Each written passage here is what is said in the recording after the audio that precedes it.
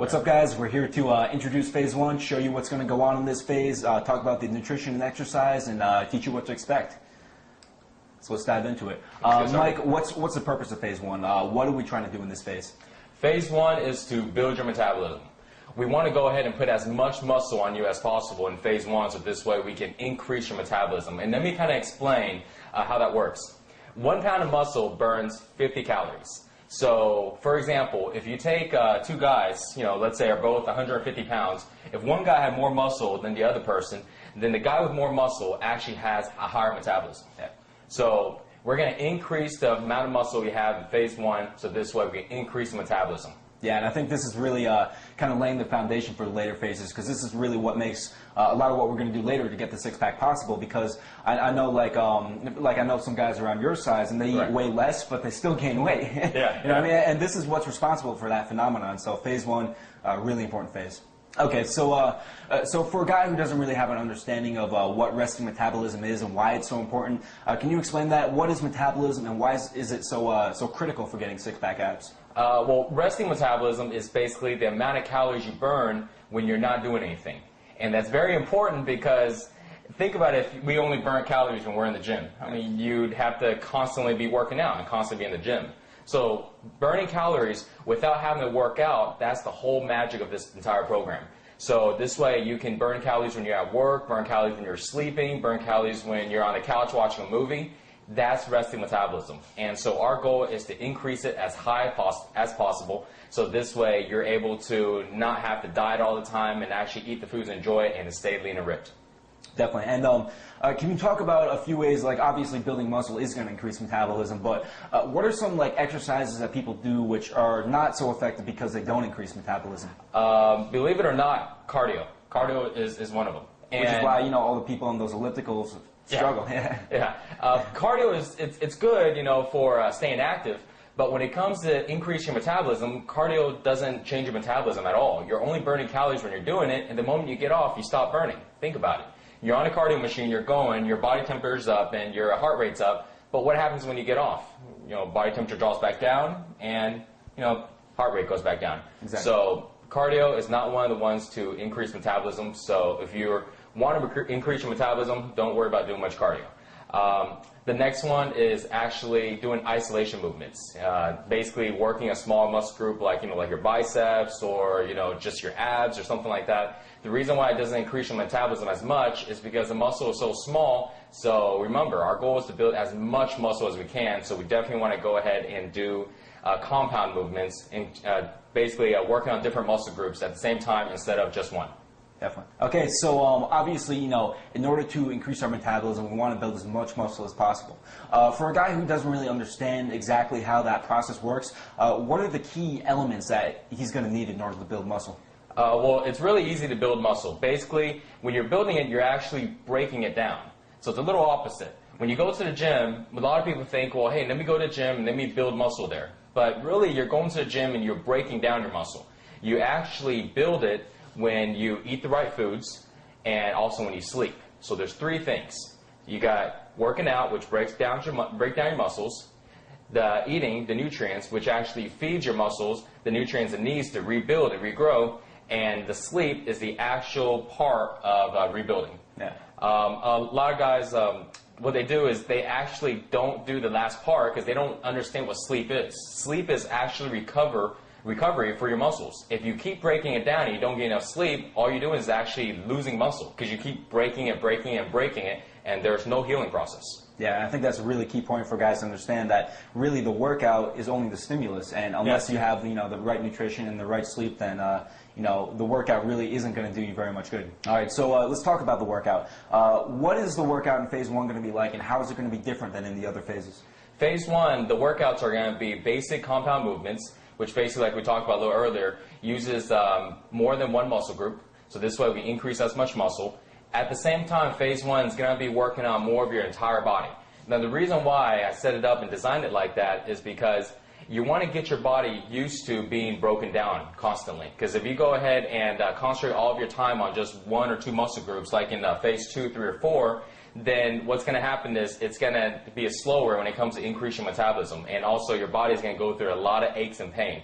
So we're going to go ahead and do total body workouts in phase 1, and also because of that, we want to go ahead and do lesser sets. So we're going to do fewer sets also in phase 1 to kind of get your body ready for the other phases. And I know for a guy who's like never done this type of workout before, you know, doing total body workouts every single time is going to be pretty tough. It's tough. Yeah, it's tough. But I mean, like, there's no faster way to put on size than this. Like, if you do this, you know, I've done this myself, and you know, I gain size very, very quickly. So this will put on a lot of size. Definitely. And actually, one other point which I wanted to talk about, one thing you emphasized to me was that in the later phases, you know, we're going to be focusing on quality muscle, on putting on muscle in the right places. Right. But in this phase, we're focusing more on just quantity, just putting on the most we possibly can. The most amount. Yeah. Right. And can you talk about, like, why is that? Why are we just focusing on the most amount? Well, because right now, remember, phase 1 is increasing your metabolism. So we want to make sure that just as long as we can get your metabolism as high as possible, it doesn't really matter exactly where the muscles go. Now, our workouts, because they're total body, so you're not going to be, you know, gaining all of your size in your arms and not in your chest or all in your back or your legs. It'll be spread out. But we don't really concentrate so much on, like, shaping. Yeah. You know, we're just going ahead and just put as much muscle as possible. We will get to shaping and isolation and kind of developing the muscle at later phases. Yeah, I think that's key because, you know, a lot of people, they try to, like, shape, like, they do tons of curls, but there's nothing there to shape. It's like, like you were saying, it's like a sculptor trying to sculpt when he has no clay. Right, exactly. We're kind of pretty much, like you said, we're putting on the clay first, and then afterwards we'll go ahead and sculpt it out. We'll define the abs the way we want, define the arms and chest and things like that. Okay, so let's talk about the nutrition in phase 1. What's that going to be like, and how is it going to be different than in the other phases?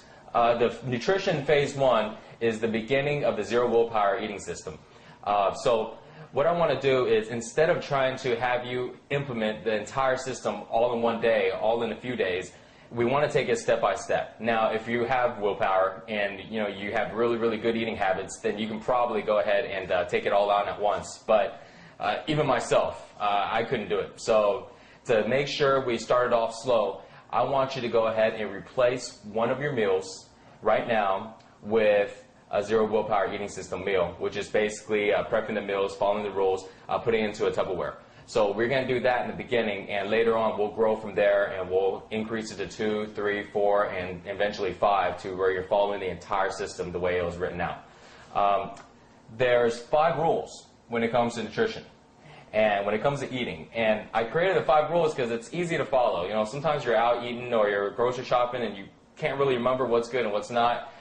Rule number 1 is every meal needs to have protein and carbs. Reason why? Protein builds the muscle, carbohydrates for energy. Okay, don't worry about the low carb Atkins diet and all that stuff. It's not going to work for the long run. Rule number 2 is every meal needs to be low in fat, calories, and sugar. And the reason why is because you'll see that when you try to stay low in fat, calories, and sugar, that pretty much eliminates, you know, all the bad foods. So this way, if you're not sure, you just look at a food and you go, well, is this food low in calories? Is it low in sugar? Is it low in fat? If it breaks one of the rules, it's not good. If it breaks 2 of the rules, it's bad. If it breaks 3, I mean, it's just going to blow you up. And one of the foods that actually break all 3 would be donuts. High in fat, high in sugar, and definitely high in calories. Something that's good, for example, would be, let's say, chicken breasts. Or maybe, let's say, a tortilla. Actually, tortilla is not that good to think about it, because I think, is it low in calories? Well, it's actually a little high in calories and fat, no sugar. So you see, I use a system all the time to basically introduce new foods into my eating habits, and I just kind of run it by. Is this food low in sugar, low in calories, low in fat? Really easy to follow, and once you get used to it, it's just second nature for you. Rule number 3 is you want to make sure your portion size are 1.5 times the size of your fist. So if you go look down at your hands and you put your hands together like this, you want to make sure it's 1.5 times because that is about the average portion size, and that's the amount of food that usually people can go ahead, their bodies can break down in about 2 to 3 hours. If your hand's really, really big, you may want to go with just one hand instead of 1.5 times, and vice versa. If it's really small, maybe go with 2. But kind of test around with that. What I found across the board is about 1.5 is a pretty good formula. It's a pretty good way of measuring. This way, you actually don't have to ever measure portion size. You don't have to count calories, because I never do. You don't have to do any of that stuff, and it's so simple to follow these guidelines and to pretty much figure out how much food you need. So that's going to control your calories a lot. Rule number 4 is eating 4 to 5 times a day. Now, rule number 4 is actually really easy to follow if you follow the other rules, because you'll find that you get hungry really within about 2 or 3 hours. And afterwards, you're not going to feel like you're trying to, put down food. Like me and Dan, we eat all the time. We're eating really about 2 hours, right? Every 2 hours. And just naturally seems like we get hungry, every 2 or 3 hours. Yeah, we never calculate, it's time to eat. We're just hungry. If we're hungry, we eat. And it just so happened, when we really look at it, it's really about, about every 2 hours or so, sometimes up to 3 if we have like a bigger meal. But we count the meals, we actually are up to about 6 and 7, 6 or 7 meals, just because, that's just how often we get hungry. So you want to make sure you eat at least about 4 to 5 meals to start off at, and then kind of go from there. If you don't increase your meals more, don't worry about it. Just as long as you stay around 4 or 5, you should be pretty good. The last rule is actually 80-20 rule. What that is 80% eat healthy, right? Follow the 4 rules, and 20% pretty much just eat whatever you want. So this way you create a balance. See, even though I like to eat healthy, I work out and I do all this stuff, I still have a life. I balance it out. I go out socially and have drinks. I eat at buffets, right? I can put it down. And so you have a balance. You can't always be dieting and always be eating healthy foods. You just got to give yourself a break. I feel that what's really important is just make sure that as you're doing that 20%, realize that if it's higher than 20%, you'll start to see the difference. And so you want to, in the beginning, keep it around 20. A little lower would be better, so this way you can kind of get used to it. But those are the 5 rules to follow. And if you don't remember anything else in the nutrition part of it, just as long as you go by these 5 rules, I think you'll be good. Yeah, and I think those 5 rules, it's genius because it's so simple, and if you just follow those, 5 simple things, then you're going to be eating well. Yeah, they're just like easy guidelines to kind of go by. Yeah, exactly. Actually, one thing I wanted you to talk about, I know this whole system is designed so that we're implementing the very most important things first before we've even, getting into the more complex stuff. And, eventually there's a lot of stuff we're going to want you guys to learn about, like, alcohol and liquid calories, social situations. Eventually we want you to learn about that stuff and implement it. But for right now, one thing which you decided was that the most important thing was just start eating 1 0 willpower meal out of your Tupperware every day. Why is that? Why did you feel that was the most important thing to start doing? Well, because it's taking action. You want to start off slow and build a habit. Because if we try to implement it all at one time, most people are going to be, whoa, I can't handle all this, and just completely stop. Yeah. And that's why when you look at diets, when you look at all these other type of eating plans, and it's so overwhelming in the beginning. You don't like to cook those foods. A lot of people don't even know how to cook. I'm not a good cook at all. I can't follow that. And then you got to follow everything to a T. And you realize every day you're counting calories. You're worried about this. You're worried about that. And before you know it, life isn't even fun anymore. It's like always revolved around check and balances. So these guidelines are really easy to follow. And when it comes to implementing the 0 willpower eating system, we're going to start you off with just 1 meal. Okay, and we'll grow from there. So it's very important in this phase right now, phase 1, that you do replace one of your meals with a meal that you prep in a Tupperware, so this way we can get you rolling in the right direction. That's such an important habit to establish, and I like that it's so simple too, because one thing you've emphasized to me is that a lot of the leverage is in the workout, because if you're doing these hard total body workouts, then you're really not even going to be able to stomach like donuts and cake and stuff afterwards. Yeah. Your body's actually going to reject fast food and greasy food. If you don't believe me, just give it a try and you'll see. You're going to eat it and your body's going to feel really weird, your stomach starts to hurt, and you get this real weird taste in your mouth, and you're like, wow, what's going on? I used to eat this stuff all the time. And before you know it, maybe after a couple hours, you're going to find yourself going to the restroom. Exactly. It's like, before you might have been driving a little Honda Civic, but now you're driving a Ferrari because of these workouts. And if you pour crappy regular octane gas in your Ferrari, you're gonna definitely feel the difference. Yeah, definitely. Okay, so obviously, phase 1 is very exciting because we're building so much muscle and changing our metabolism. But what are some of the pitfalls that guys have to watch out for to make sure they don't get tripped up? The number 1 pitfall is taking action, or basically procrastination. So remember, you've got to get this started, and you got to start now. Taking action is one of the hardest things to do. People always try to study, plan, and make sure everything is perfect. Don't worry about all that. Get started now. I don't care if you don't have 30 or 45 minutes, which really everybody does, but if you have just 10 minutes, just 15 minutes, get up and get going. Start working out and just start implementing just the littlest things, and the easiest and the most important one is just start implementing the workout part.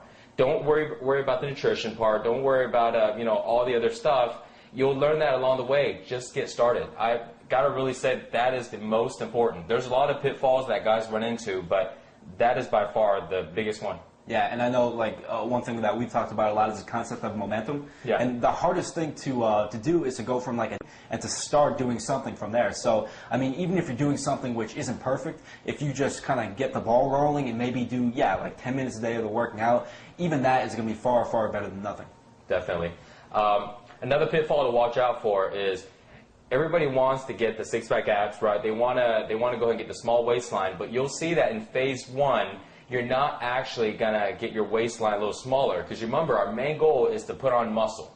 And so you may even see a weight increase, which is okay, because remember, muscle weighs more than fat. So you may see a weight increase, and so when you look in the mirror, instead of looking slimmer, you actually may look a little bigger. But just again, remember, this is the only way to increase your resting metabolism, is to increase that muscle. So those are some of the things that you'll be expecting, and don't be afraid. Don't think you're doing it wrong. That's just kind of just part of the phase. Yeah, exactly. I know guys, they kind of get tripped up here because they want that, they want to go directly towards their results. Yeah, they want to get ripped. They don't think, oh, I got to get a little bigger to get a little smaller. Exactly. It's such a counterintuitive concept, but just trust us. Yeah. Like it will pay off, even though the visual results aren't going to be there in this phase. If you make it through, it really lays the foundation for the other phases. Definitely.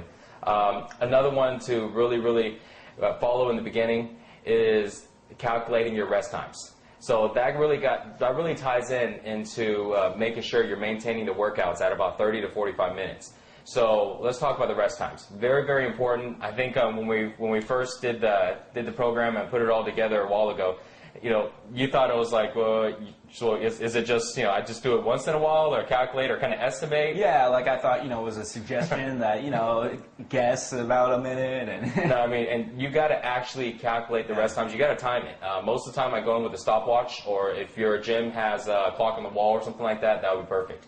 But very, very important to follow the rest time guidelines.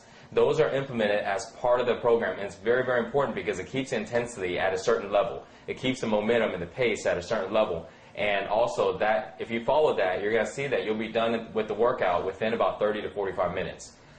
In the beginning, it may be a little harder to finish it in 30 to 45 because you're still getting used to the workout, and you're kind of wondering, where everything is at, and you kind of have to shift from exercise to exercise. So it may take a little longer, which is okay. But I say within about the third to the fourth workout, you should make sure you cut it down to about 30 to 45. And I think, that's going to be key too, because I know one big reason why people quit is because they get all gung-ho and go for 2.5 hours for a week, and then they quit because, it's just not sustainable to go for that long. Even if they can go for a week. Some guys just go 2.5 hours for one day. They are in pain for a week. Yeah. And then, no one wants to go work out when you're in pain. You can't walk. And then that's all you think next time you work out is, oh, crap, I'm going to go another week in pain. I think I just may, stay off this for now until I don't need to use my legs for a little while, and then I'll go back and work out. Yeah. It just doesn't work. So let's talk about some of the other pitfalls. I know, obviously we've tried to cut it down to the bare bones, most important things for phase 1, but there's still a good amount of stuff. Can you talk about that? How can guys avoid that pitfall and succeed with phase 1? I think another one that I definitely need to address is negative influence. Yeah. See, if you don't have the body that you want, and that could probably has to do with some of the people around you. If you look around and you see the 5 people that are closest to you, you'll probably realize that they probably aren't in the best shape. So when you're starting to do this workout program, you're going and you're all excited, most likely it happens so often that people are going to say things to you to kind of bring you down. It's a negative influence. And some of the reasons why is because, they're your friends, and they know you from, maybe from a little while now, and they kind of see in your habits. So, right away, they'll be like, oh, you're going to go ahead and do the same thing like you did with the last program. Or, you know what, yeah, right, 2 weeks you're going to stop. I bet you. And, don't pay attention to that, because you're gonna expect that. About 8 out of 10, guys, when they try to make a change, even though your buddies are your friends, but they don't even know that they're really hurting you when they're saying things like that. It's a big thing, and don't pay attention to it. Sometimes what I even suggest is don't tell anybody. Start this program for a few weeks And when you get the results, and you will see the results, it's going to actually be very dramatic. And instead of telling it to somebody, going bragging like, hey, I'm in this exercise program, your friends are going to ask you, dude, what have you been doing? You're looking bigger, you're looking more vascular, I'm starting to see veins, you're starting to lose some weight, and let them ask you. And so this way, it's the opposite, because you're like, well, I've been doing this exercise program, and guess what? They're probably going to ask, well, okay, let's do it together. I want to, be your workout buddy. So that's a good way to sometimes avoid all that negative stuff right in the beginning. Yeah. And if somebody does happen to find out and they do start kind of trying to bring you down, realize that's really only going to last for a couple of weeks. If you can make it through a couple of weeks of them trying to bring you down, then eventually, you're going to start seeing results so fast that it's going to turn into, it's going to go from that negative, kind of bringing you down stuff into positive reinforcement. Now we talked about some of the pitfalls that guys have to watch out for. What are the results that guys can expect if they successfully complete phase 1? Increase in strength and increase in muscle size. So remember, because you're going to be gaining a little bit of weight, most likely, which is okay. So kind of expect that. One thing also you want to expect is appetite increase. So a lot of people really didn't think about this one, because they're like, I'm going to work out, I'm going to start getting in shape, and suddenly, they start feeling more hungry. And so naturally, when someone gets hungry, they just eat, So before you know it, they start scarfing out all of this food, and, they start skyrocketing their calorie intake. So make sure that you still control your eating, and make sure you're not overeating what you usually do.